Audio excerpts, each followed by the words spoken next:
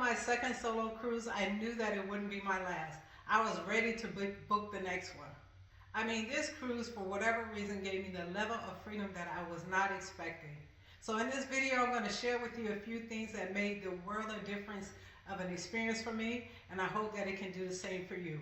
So if you're considering going on your first, or better yet, your next solo cruise, here are some things that you should keep in mind. If you're new here, welcome. If you've been here before, welcome back. So, as I mentioned, I recently returned from my second solo cruise on the Norwegian Jade to the Mexican Riviera. One of the first things that you need to keep in mind, or that made a difference for me, is that skipping the drink package. Now, don't get me wrong. On other cruises, when I'm cruising with other individuals, I normally get the drink package because I do think that, Norwegian is cheaper than any of the other ones. I know for a fact that it's cheaper than Carnival, and it's cheaper than Royal Caribbean. So I normally get a drink package. But because of the fact that I was going solo, it was the beginning of the year, so I was trying to remain healthy somewhat. But more so than not, the reason why I chose to skip the drink package this time is because I had onboard credit that I can use for whatever I wanted on the ship. So if I wanted to drink, I can use my onboard credit for it. So that was my plan as well. So another reason that I chose to skip the drink package, because there are so many different events where they offer free drinks. Okay, so perfect example, the military appreciation event that they always have. There's free drinks there. And they also had a Latitude Rewards member appreciation where they was offering free drinks as well. So I figured, let me save some coins and not, keep my money in my pocket by skipping that drink package and using these other ways of taking in adult beverages while I was on a cruise. So that's one thing that I would repeat. The second thing that I would repeat, for this particular cruise, or that I recommend if you're going solo, is to make sure that you set like price alerts, or to keep checking. So in case you didn't know, once you book a cruise, don't treat it as set it and forget it and don't think about it. No, you want to make sure that you're continuously looking out there in case that the price drops, because if it does, you can call in and they will match that price drop. So also that I learned while going on this cruise, say if it's after your final payment date is due. Now a lot of people might not know this because I didn't know it. But even after your final payment due, up to 2 weeks prior to your sailing, if there's a price drop, they will match it. But what they'll do in that case, they will give you a future cruise credit instead of, reducing, what you already paid. So that's why it's just so important to just, keep an eye on it. And to make it even easier, you can go to websites like Cruise Plum. And what that actually does, you can set up an alert that it'll send you an email anytime that the price drops on your particular cruise. Now, with price drops as well, that's not just for the cruises. It goes for flights as well. So I know what I've experienced firsthand before with, say, like Delta, because I'm Team Delta. I keep checking, and anytime that I see that the price go down, I either call them up, but I've also hit them up on the chat, in the app, and they reduce my price. Or even with whether I pay cash or if I paid in miles as well, they will match the reduced price. So that's just another thing that you need to keep in mind if you're planning on going on your solo cruise. The third thing to keep in mind that I would definitely do again is to travel during the off season. As I mentioned on my previous video, if you haven't checked it out before, where I talked about Embarkation Day out of San Diego, is that normally I travel in the summer. But as you know, a lot of times the prices are much higher in the summer.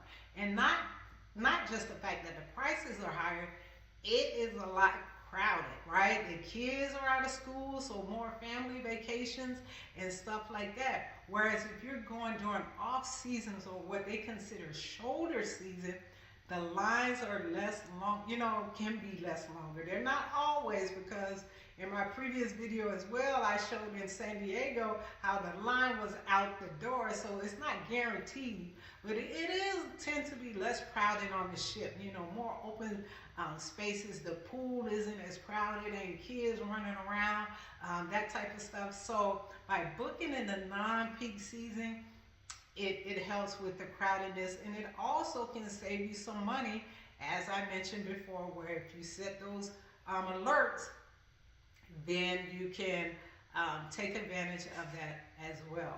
I'm going to repeat on my next solo cruise is I would join the Facebook group for that particular ship or selling. This is one tip that I learned from another cruiser, and a lot of people may not be aware of it. And if you're not, basically, if you're on Facebook, basically you just put in the name of the cruise ship and, you know, the sell date, and it'll show you whether there's a group already created out there beforehand, and it's, you know, free to join, and you just get some great information, you know, from people that are going on that same cruise. You know, people ask a lot of the same questions.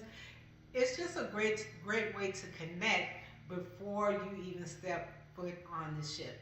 So the last thing that I want to talk about is that I would repeat, or you want to keep in mind on your next solo cruise, is the importance of staying active, right?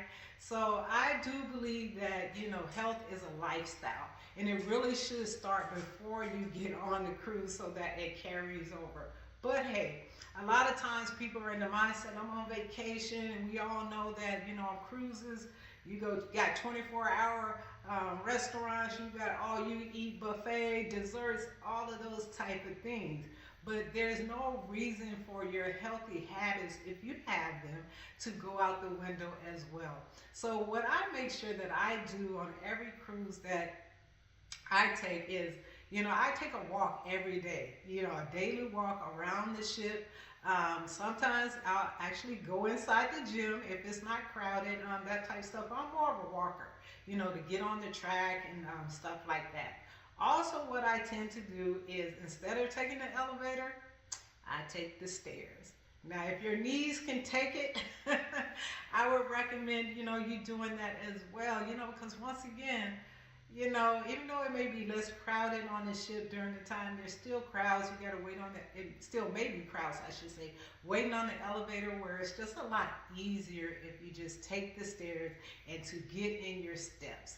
And by doing that, you know, that helps me to feel less guilty, right? If I partake in an extra piece of cheesecake, or I have, you know, more than one drink during the day, I feel like if I've gotten my steps in, or I got some sort of exercise in, that balance it out.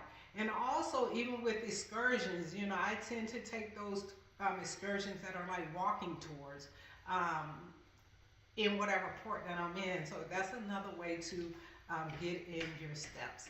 So as I mentioned, you know, this cruise was my second solo cruise, and it definitely gets easier the more that you do it, and it just opens up a level of freedom that, you know, you may not have thought about. So I'm just curious, if you're thinking about, you know, taking your first solo cruise or your next solo cruise, please share in the comment which of these takeaways would you implement? Would you try doing it? Would you, you know, take the elevator? Would you take the stairs versus the elevator? Would you set price alerts? What would you do on your next solo cruise? So with that, as always, continue to redefine freedom for yourself, and I'll see you in the next video.